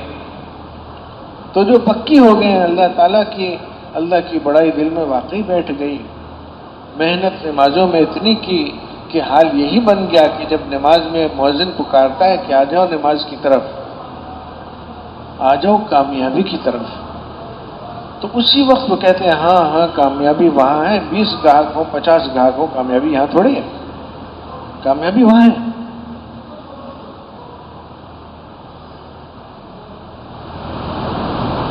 نماز کی محنت، وہ یقین کو سچا یا اپنے یقین کی بات کو سچا یا جھوٹا بتاتی ہے کہ میں جو کر رہا ہوں کہاں تک پہنچا ہوں۔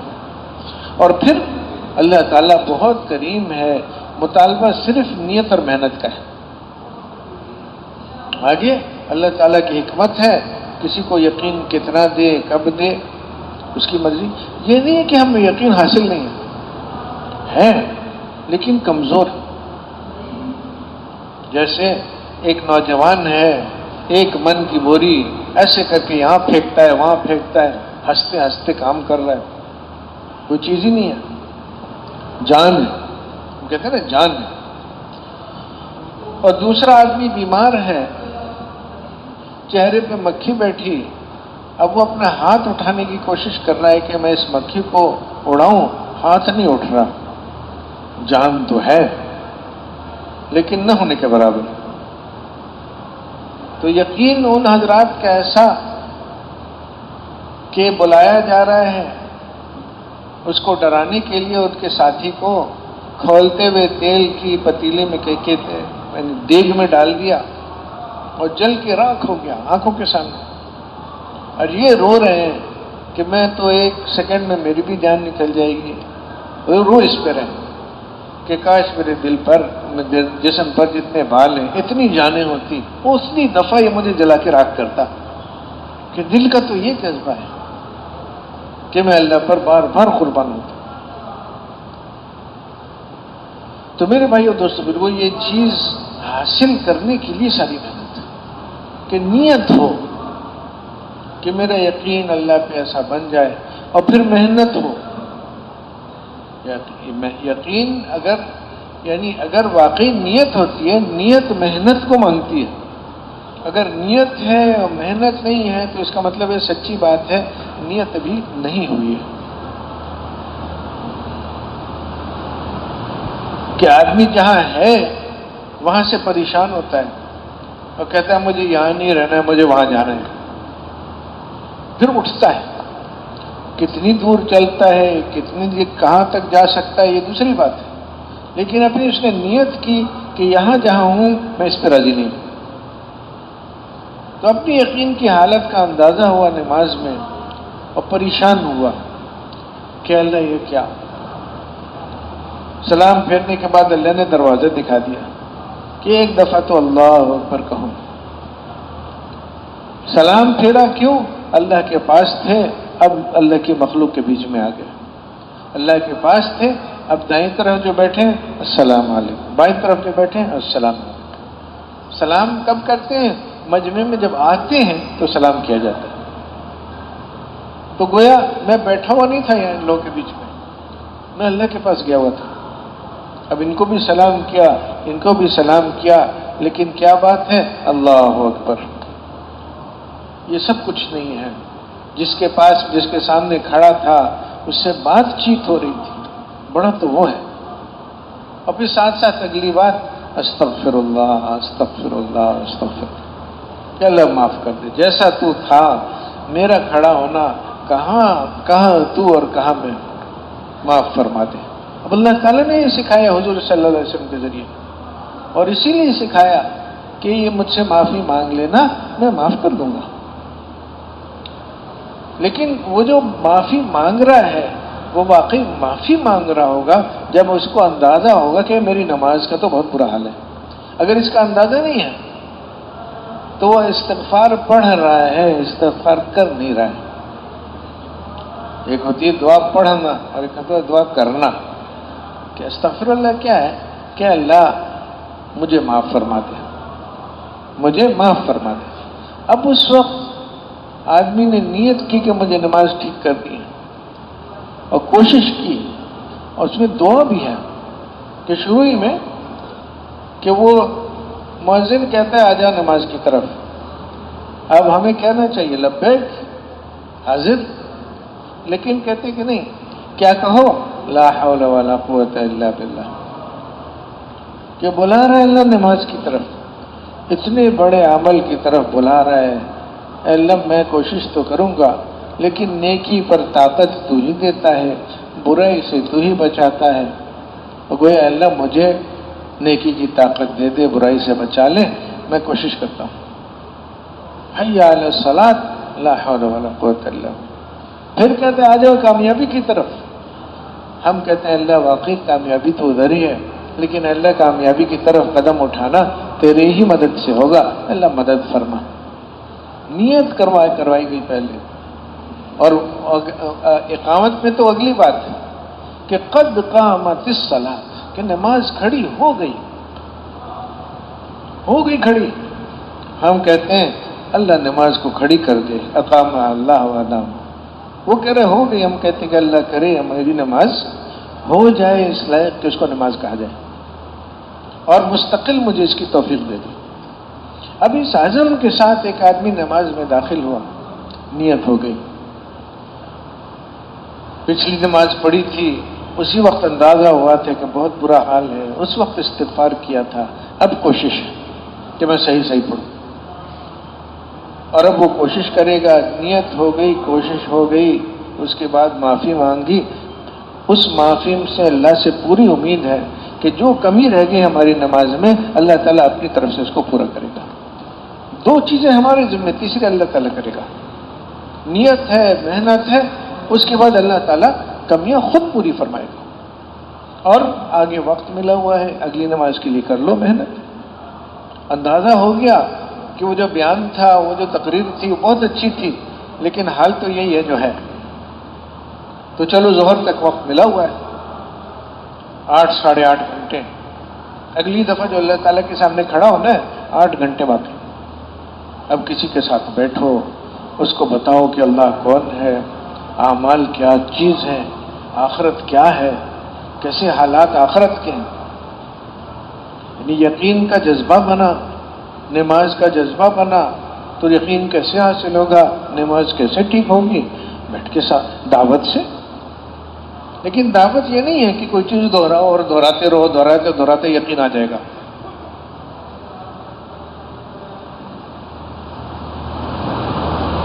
یہ ہمارے غیروں میں ہوتا ہے، منتر ہوتے ہیں، منتر کہ پڑھتے جاؤ پھر یہ ہو جائے گا. یہ مسئلہ نہیں ہے. یہاں سے اللہ کی بات اپنے دل میں اتارنے کے لیے پورے دھیان سے کرنی ہے. مسئلہ اس دھیان کا ہے. وہ جو بات ہے وہ تو زبان پہ ہے، دھیان تو دل میں ہے. 24-25 آدمی کو دعوت دینے کی بات بالکل درست ہے، لیکن 25 دفعہ کوشش کرنی ہے کہ یہ جو بات میں کہہ رہا ہوں یہ میرے دل میں آئے. 25 دفعہ دہرانے کا مطلب دعوت تو دینی ضروری ہے، اپنا عمل کی شکل بنانی تو ضروری ہے، لیکن اس شکل میں جان جو پڑے گی وہ اس سے نہیں پڑے گی کہ 50 دفعہ کیا یا 100 دفعہ کیا. بغیر دھیان کے وہ کل ہی نا فضائل اعمال میں تھا، تعلیم میں تھا غالباً کل یا پرسوں، کہ میں سورہ اذا زلزلت زلزالها پڑھوں اور دھیان سے پڑھوں، یہ مجھے زیادہ پسند ہے بنسبت سورہ بقرہ ساری بے دھیانی میں پڑھ جاؤں۔ مجھے ذکر کیا جاتا ہے 100 دفعہ سبحان اللہ، الحمدللہ، لا الہ الا اللہ، اللہ اکبر، ولا حول ولا قوت الا باللہ، پڑھنا تو ہے 100 دفعہ، پڑھ رہی نہیں رہا ہے تو کہاں سے دھیان آئے گا اس کو؟ لیکن پڑھنا ہے دھیان حاصل کرنے کے، یوں کہیں کہ جیسے 100 دفعہ کوشش کرنی ہے اس کو دھیان سے پڑھنے کی، ایک دفعہ کوشش کی نہیں ہو سکا، چلو پھر کوشش کر لو، پھر نہ نہیں ہوا پھر کوشش کر لو، 8ویں دفعہ 9ویں دفعہ تھوڑا سا کچھ ہوا، اور کیا کہ اللہ دیکھ رہا ہے، اللہ سن رہا ہے، بس اتنی سی بات، اللہ دیکھ رہا ہے، میں اللہ کو سنا رہا ہوں اور وہ خوش ہو رہا ہے، اسی لیے تو بٹھایا اس نے مجھے۔ اب یہ چیز ایک دفعہ کہنے میں حاصل ہوئی، 10 دفعہ میں ہوئی، 12ویں دفعہ تھوڑی سی ایک آئی جھلک، 13ویں دفعہ پھر نکل گئی، 14ویں دفعہ کوشش کرو، 15ویں دفعہ، 16ویں دفعہ، 100 موقع ملے ہیں، کوشش کرو کہ ایک دفعہ دھیان سے تو بات کہے نا کہ اللہ دیکھ رہا ہے، اللہ سن رہا ہے، اللہ میرے ساتھ ہے۔ یہ ذکر کی محنت ہے، اور اسی طرح دعوت والی محنت ہے کہ میں ایمان پہ محنت کر رہا ہوں کہ میرے دل کی جو حالت ہے میں اس سے پریشان ہو گیا، فجر پڑی، کیا کہاں کہاں پھر رہا تھا خیال بھی نہیں ہے، اور شاید ایک ڈر لگتا ہے کہ پتہ نہیں سچی ندامت بھی نہیں ہے، کیوں پتہ ہی نہیں ہے کہاں کھڑا تھا، کس کے سامنے کھڑا تھا۔ تو چلو یہ دل میں اتارنے کے لیے ایک آدمی کے ساتھ بیٹھ کے اس کو سمجھاتے ہیں، بتاتے ہیں کہ اللہ کون ہے، کیسی قدرتوں والا ہے، کیسا کرنے والا ہے، کیسے وہ کرتا ہے، ساری مخلوق بے بس۔ اب یہ چیز کو مجھے دل میں اتارنا ہے تو میں اس چیز کی طرف دھیان کر کے سمجھانے میں لگ جائے، کیوں کہ میری سمجھ میں آ جائے۔ کوئی چیز دہرانے سے نہیں کام چلے گا، کہنا پڑے گا بار بار، یہ اپنی جگہ پہ۔ وہ جو 25 کی گنتی ہے، گنتی پوری کرنے کے لیے نہیں ہے، بلکہ اتنا وقت تو میرا لگے نا اس چیز کو سمجھنے کے لیے جو بنیاد ہے سارے دین کی۔ کبھی اس طرح بھی کہا حضرات نے کہ 3-4 گھنٹہ دعوت میں لگاؤ، لیکن وہی دعوت کہ خالی ایک لفظ کو بار بار دہرانا نہیں ہے، دل میں اتارنے کے لیے اس کو کہتے رہنا ہے، کبھی اس سے کبھی اس سے کبھی اس سے۔ اب یہ کیا ہو گیا، یہ زبان کا استعمال ہو گیا دل میں یقین اتارنے کے لیے، یہ ایک حصہ ہے ساری محنت کا۔ یقین کیسے حاصل ہوگا، نماز کیسے ٹھیک ہوگی؟ تو ایک بات دعوت، مگر دعوت میں بولنا بھی ہے، دعوت میں سننا بھی ہے، اور دعوت میں سوچنا بھی ہے، اور دعوت میں نگاہوں کا استعمال بھی ہے۔ یہ 4 راستے ہیں دل کے۔ دل میں جو یقین آ گیا مال کا، چیزوں کا، وہ کیونکہ مالی کی باتیں ہوئی، مالی کی باتیں سنی، اور دنیا میں مال جہاں نظر آیا وہاں واہ واہ واہ واہ ہوا، اور جہاں فقر نظر آیا اللہ بچائے اللہ بچائے ہوا، اور دماغ نے بھی یہی سوچا کہ مال کیسے کمائے، اس طرح سے زیادہ مال آئے گا، اس طرح سے کم آئے گا، یوں سفر کرو تو خرچہ زیادہ ہوگا، یوں سفر کرو تو خرچہ کم ہوگا، یہ نہیں سوچا کہ یوں سفر کرو تو اللہ زیادہ خوش ہوگا۔ تو دل میں آ گئی بات کہ مال ہی ہے اصل۔ تو اب اللہ کے راستے میں نکل کے جو دعوت کا عمل ہے وہ کیا ہے کہ اسی دل کے اندر انہی دروازوں سے صحیح بات داخل کرو جہاں سے غلط بات داخل ہو۔ دل کے دروازوں پہ پہرا لگانا ہے، یہ چیز آئے یہ نہ آئے، اللہ سے ہونا ہے، مخلوق سے ہونا نہ ہے، چاہے زبان کے راستے سے ہو چاہے کان کے راستے سے۔ صدر نے کیا ہوا، ارے صدر کہاں کرتا ہے؟ تو اللہ کا فیصلہ ہوتا ہے، صدر کو اللہ نے استعمال فرما لیا۔ فیصلے میں اللہ تعالیٰ صدر کا محتاج نہیں، اور صدر اس کے ہاتھ سے فیصلہ صادر ہونے میں اللہ کا محتاج ہے۔ اب یہ کان کے راستے سے غلط بات آ رہی تھی تو چاہے زبان سے بولیں اس چیز کو، اور چاہے دل سے یہ بات کہیں کہ اس چیز کو اندر نہیں آنے دیں، یہ غلط ہے، یہ بات صدر نے نہیں کیا اللہ نے کیا۔ اب اسی طرح آنکھوں کے ذریعے سے حملے ہوتے ہیں. ہمارے شروع کے کام کرنے والے کہتے تھے کہ گشت میں جاؤ گے بہت بڑی سی عمارت نظر آئے گی، کہنا کھڑی مٹی پڑی مٹی. اب وہ دل کے اندر غلط چیز آ رہی ہے، او ہو کیسی شاندار بلڈنگ ہے، ارے اس کی کیا شان ہے، مٹی تھی، لوگوں نے محنت کی تو کھڑی ہو گئی. اور اب کچھ دن بعد 100 سال گزرنے کے بعد دیکھنا یہ بھی زمین پہ پڑی ہوگی، کھڑی مٹی پڑی مٹی. یہ دیکھنے کی چیز نہیں ہے. اور وہ حملہ ہوا دل پر، مقابلہ کیا آپ دماغ پر حملہ ہوگا کہ وہ چلنے سے پہلے نا فلانے سے پیسے لیے تھے، اب وہ فلانے سے پیسے لے. ارے بھائی کیا سوچ رہے ہو، جس سے نہیں ہوتا اس کو سوچ رہے ہو. یہ سوچو کہ نماز کیسی پڑھی تھی، اللہ کی بڑائی کتنی، دل اللہ کتنا بڑا ہے. اللہ کو سوچو، اللہ کیسے قدرتوں والا ہے. تو اب ان 4 راستوں کا استعمال کہ میرے دل میں یہ چیز آئے، یہ ایک قدم ہے. نماز ٹھیک ہو جائے، کلمہ ٹھیک ہو جائے. کیسے ہوگا؟ دعوت سے. لیکن دعوت سے مراد ہے کہ خالی کوئی چیز گہرانا نہیں ہے کہ رٹنا ہے. رٹنا اسکولوں میں مدرسوں میں ہوتا ہے، اس کی جو اپنی جگہ ہے اس کی، کہ سبق ایسا پکا ہو کہ دماغ کو استعمال ہی نہ دل کا استعمال ہو نہ دماغ کا استعمال ہو، بس تھر تھر تھر تھر کر کے سنا دو. ضروری بھی ہے، وہ کہیں نہ کہیں اس کی ضرورت بھی ہوتی ہے. لیکن یہاں پہ تو ہے ہی مقصد بولنے کا یہ کہ دل بھی مشغول ہو، دماغ بھی مشغول ہو. اور ہماری بیماری یہی ہے کہ نہ دل لگتا ہے نہ دماغ لگتا ہے. تو دل کو کھینچ کے لانا ہے بیچ میں، اپنے دل کو. دوسرے کے دل پہ تو اب کچھ نہ کچھ چل پڑا. جو پرانے تبلیغی ہیں نا، تجربے کار، وہ ایسی بات کرتے ہیں کہ دوسرے کا دل متاثر ہو جاتا ہے. اپنا ہوا یا نہیں ہوا مسئلہ تو یہ ایسی مہارت ہو جائے دعوت دینے میں کہ جب بات کر رہے ہیں تو اپنا دل اس بات کا تابع ہو جائے، اپنے آپ کو نشانہ بنا کر دوسرے سے بات کر. اب یہ سیکھنا ہے. کہتے ہیں نا دعوت سیکھنی ہے. کبھی کبھی ساتھی آتے ہیں کہتے ہیں جی دماغ نہیں چلتا ہے، چیزیں یاد نہیں رہتی ہیں. جیسے دعوت میں دماغ کی ضرورت ہے. کوئی ضرورت نہیں دماغ کی. آدمی کا دل مشغول ہو جائے، جنت کی بات ہے، آخرت کی بات ہے. اب میں یہ کیوں کر رہا ہوں کہ میں یہ سیکھنا چاہتا ہوں کہ میں لوگوں سے بات کرتے وقت میرا دھیان اللہ کی طرف رہے، میرا دھیان ان چیزوں کی طرف رہے جس کی میں بات کر رہا ہوں لوگوں سے. ایک دفعہ کیا نہیں ہو سکا، پھر کوشش کر لیں، پھر کوشش کر لیں. اپنے آپ کو نشانہ، اپنے دل کو نشانہ بنا کے دوسروں سے بات کرنا. اب یہ سیکھنے کی چیز ہے. تو یہ ایک راستہ ہے یقین سیکھنے کا، ایک قدم. اور دوسرا قدم جو اتنا ہی ضروری ہے اور جڑا ہوا ہے، اگر دعوت صحیح ہوئی تو دوسرا قدم خود بخود آئے گا. کہ کوئی ضرورت آئی، اب بیان نہیں ہو رہا، انفرادی دعوت نہیں ہو رہی، باتیں نہ کر رہے ہیں نہ سن رہے ہیں نہ سوچ رہے ہیں، بلکہ ایک ضرورت آ گئی، یہ لوگ نکل نہیں رہے. کیا بھوک لگی ہوئی ہے؟ ضرورتیں طرح طرح کی ہوتی ہیں. اب بھوک لگی تو دیکھا کہ ہاتھ فوراً جیب کی طرف گیا کہ پیسے ہیں. تو یہ دوسرا قدم یہ ہے کہ اس وقت اپنے آپ کو آدمی روکے کہ یہ کیا کر رہا ہوں میں.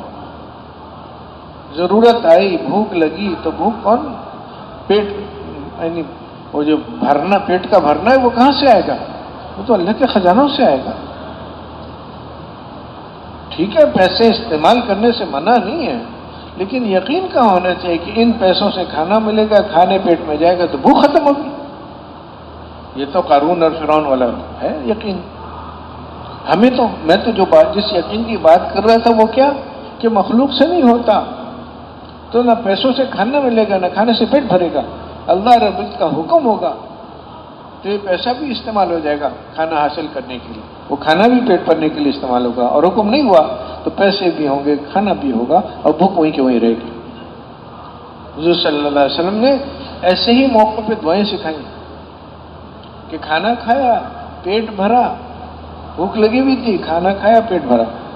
اور دعا سکھا دی الحمدللہ الذی هو اشبعنا وانعم علینا وافضل، کہ تعریف اللہ کی، اسی نے میرا پیٹ بھرا، اسی نے بھرا. کہیں ایسا نہ ہو کہ میں سمجھنے لگ جاؤں کہ کھانا پیٹ میں گیا تو بھوک ختم ہوئی، اللہ کا حکم آیا تو بھوک ختم ہوئی. اب اللہ نے اس حکم کو کھانے کے ساتھ جوڑ دیا، وہ اس کی مرضی، وہ محتاج نہیں تھا کھانے کا.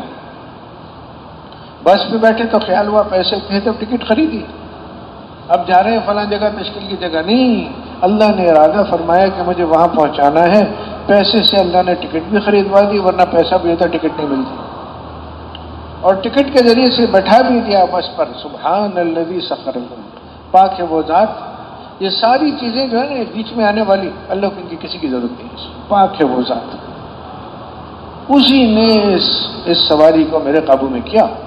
نظر بہت سارا ہے، کیا اس نے، کپڑا پہنا، پیسے لے کے کپڑا خریدا، کپڑے دے کے وہ درجی کو دیے، نمونہ دیا، پیسے دیے، کتنے بیچ میں آئے، اور سب کا شکر بھی ہو، اس میں کوئی حرج نہیں ہے کہ اللہ جزائے خیر دے، بہت اچھا سودا کیا وہ جس نے کپڑے خرید دیے نا، میرے پیسے صحیح سودا دیا اس نے، اللہ اس کو جزائے خیر دے، اور درجی نے بہت اچھا سیا، اللہ اس کو جزائے خیر دے، وہ تو ٹھیک ہے، لیکن پوری بات کیا ہے؟ الحمدللہ الذی کسانی ھذا من غیر حول منی ولا قوت، تمام تعریفیں اس اللہ کی ہیں، اسی نے مجھے یہ کپڑا مجھے پہنایا، میرا اس میں کوئی دخل نہیں تھا، میری اس میں طاقت نہیں تھی کہ میں یہ کام کروں، اللہ نے کروایا۔ تو جگہ جگہ حضور صلی اللہ علیہ وسلم نے اب عملی طور پہ وہ تھا کہ بھی دل میں ایک بات کو پہنچانے کی زبان استعمال کر رہے ہیں، کان سننا استعمال کر رہے ہیں، سوچنا دیکھنا وہ ہے اپنی جگہ پہ، لیکن اب اپنی زندگی پوری اس بنیاد پہ لانا کہ میں تو ہر قدم پر اللہ کا محتاج ہوں، بولنا اپنی جگہ پہ، اب اس کو سچا کر دکھانا کہ جو میں بول رہا تھا نا وہ بات وہی ہے، اب اپنی زندگی سے جس نے چلے میں 4 مہینے میں سال 7 ماہ میں اس طرح چلنا سیکھ لیا کہ ہر قدم پہ نظر اللہ کی طرف ہے، اب جب یہ جائے گا اپنی بستی میں تو اللہ سے امید ہے کہ اس چیز کی قیمت دل میں بیٹھے گی، نماز میں کچھ جان پڑے گی، اور وہ کہے گا کہ یہ کل میں نماز والی محنت کی اس ساری بستی والوں کو ضرورت ہے، اور میرا اس میں لگنا سب ہر کام سے زیادہ ضروری ہے، کروں گا کاروبار کھیتی باڑی جو بھی ہے اس کو اپنی جگہ پہ، لیکن جیسے دکاندار نماز میں دکاندار بن کے کھڑا ہوتا ہے، میں دکان میں نمازی بن کے کھڑا ہوں گا کہ میرے کام تو وہاں سے بنتے ہیں، باقی میں دکان پہ بھی بیٹھتا ہوں، وہ کہتا ہے نا کہ میرے کام تو دکان سے بنتے ہیں، نماز بھی پڑھتا ہوں، اس کو الٹا کرنا ہے کہ میرے کام تو نماز سے بنتے ہیں دکان پہ بھی بیٹھوں گا، اور یہاں بھی جو کام بن رہے ہیں وہ میری نماز سے بن رہے ہیں، میری دکان نماز کی محتاج ہے، میری نماز دکان کی نہیں محتاج ہے میرے بھائی۔ اس کو اب یہ بنیاد جب بنے گی نا، کچھ لوگ ایسے تیار ہوں گے کہ جو اپنی ضرورتیں صرف اللہ کے پاس لے جانے والے بنے گے، میری ضرورت کسی کو پتہ ہی نہ چلے۔ کمال کی بات ہے نا کہ حضرت ابو ہریرہ رضی اللہ تعالیٰ عنہ لوگوں کے بیچ میں اصحاب صفہ ہر وقت، جیسے ہم جماعتوں میں رہتے ہیں نا، سارا دن اکٹھا ہے، ایک آدمی نے کئی دنوں سے کھانا نہیں کھایا اور ایسی بھوک کے بے ہوش ہو گیا، بھوک کے مارے دائیں بائیں کسی کو پتہ ہی نہیں ہے، کیونکہ یہ وہ لوگ ہیں جو اپنی ضرورتیں اللہ کے پاس لے جانا پکے ہو گئے تھے، اور اتنا پکے کہ اللہ کی طرف سے کوئی مدد آ نہیں رہی ہے، لیکن پھر بھی جمع ہوئے کہ نہیں اللہ کی مرضی، اس نے نہیں کھلایا اور میں اپنی جگہ پہ جمع رہوں گا، کوئی شکایت نہیں، کوئی نا امیدی بھی نہیں، لگے ہوئے۔ تو جب ایسے لوگ تیار ہوں گے جو اپنی ضرورتیں اللہ کے پاس لے جانے والے بنیں گے، مانگنا ان کا صرف اللہ سے ہو گیا، تو لوگوں کے ساتھ اب ان کا کیا تعلق ہوگا؟ اب لوگوں کے ساتھ صرف دینے کا تعلق ہوگا۔ میرے ہاتھ میں جو ہے وہ بھی لے لو، کل ہی مولانا واقعہ بتا رہے تھے کہ حضرت علی رضی اللہ عنہ، حضرت فاطمہ رضی اللہ تعالیٰ عنہ روزہ رکھا، اس کے لیے کچھ صبح کے لیے رکھا، سحری کے لیے، افطاری کے لیے، مانگنے والا آ گیا چلے جاؤ، کیونکہ وہ مانگنا ان کو دینا ہے لوگوں کو اور لینا ہے اللہ سے، تو جب دینے کا وقت آئے تو اس میں یہ نہیں کہ میں نہیں دوں گا کیونکہ میری ضرورت ہے، بھائی میری ضرورتیں اس روٹی سے تعلق نہیں رکھتی، میری ضرورتیں اللہ سے تعلق رکھتی۔ اب اس کی محنت ہو گئی، اس پہ ایسا جم گئے کہ مخلوق سے تعلق ہے دینے کا، اور جتنا لینا ہے اللہ سے۔ اب یہ بنیاد بنے گی معاملات میں ٹھیک ہونے کی، معاشرت ٹھیک ہونے کی، صدر وزیر بنا دو تو یہ لوگوں سے لینے کا اس کو خیال ہی نہیں آئے گا، یہ تو اللہ سے لیتا ہے، اور لوگوں کو بس دیتے جاؤ دیتے جاؤ دیتے جاؤ۔ تو میرے بھائی دوستو، وہ پوری زندگی ہے، ایک دین والی زندگی ہے، وہ وجود میں آ گئی۔ اللہ رب، اب جب جو لوگ اس طرح کرتے ہیں نا کہ میں ہر ایک کہہ رہا ہے دوسرے کی زندگی بن جائے دوسری، تو اللہ تعالیٰ کہتے ہیں تم کیا بناؤ گے ایک دوسرے کی زندگیوں کو، میں بناتا ہوں۔ پھر وہ برکتیں اور رحمتیں آتی ہیں کہ جو ہماری سوچ سے بہت آگے کی ہیں۔ آدمی اپنے انتظامات سوچتا ہے نا کہ یہ ہوگا وہ ہوگا، اللہ تعالیٰ کیا کرتا ہے کہ ایک چھوٹی سی تھیلی میں، حضرت ابو ہریرہ رضی اللہ تعالیٰ کی چھوٹی سی تھیلی میں 30 32 36 سال کھا رہے ہیں، کھلا رہے ہیں، وہ ختم نہیں ہو رہی۔ اس طرح کی چیزیں ہیں کہ آدمی سوچ کے بھی اس کو نہیں، میں سوچوں کوئی ایسی تھیلی ہو دماغ میں بھی نہیں آئے گا۔